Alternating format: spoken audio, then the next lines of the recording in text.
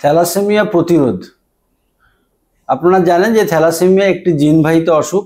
বাবা এবং মায়ের যদি ত্রুটিপূর্ণ জিন থাকে তাহলে ছেলে এবং মেয়ের কিন্তু থ্যালাসেমিয়া অসুখ হতে পারে।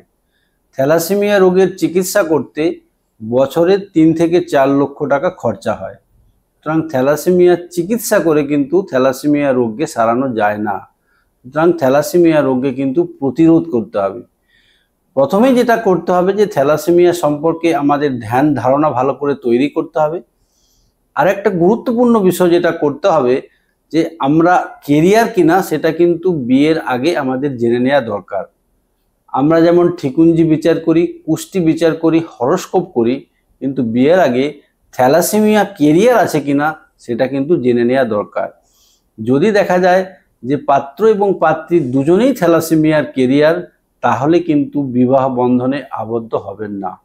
যদি দুজন কেরিয়ারের মধ্যে বিবাহ হয় তাহলে 25% ক্ষেত্রে কিন্তু থ্যালাসেমিয়া মেজর অসুখ হতে পারে, যেটা কিনা ওই ফ্যামিলির ক্ষেত্রে, সমাজের ক্ষেত্রে একটা বার্ডন হয়ে দাঁড়ায়।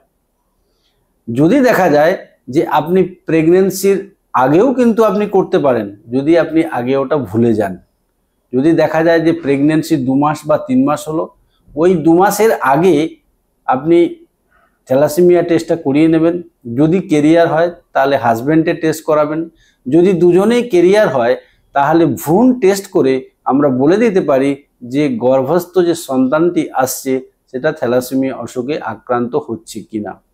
সুতরাং থ্যালাসেমিয়া প্রতিরোধের অনেক রাস্তা আছে। আসুন সবাই মিলে সংঘবদ্ধ হয়ে আমরা এই থ্যালাসেমিয়া রোগকে প্রতিরোধ করি এবং সমাজ যেন থ্যালাসেমিয়া মুক্ত সমাজ গড়ে ওঠে।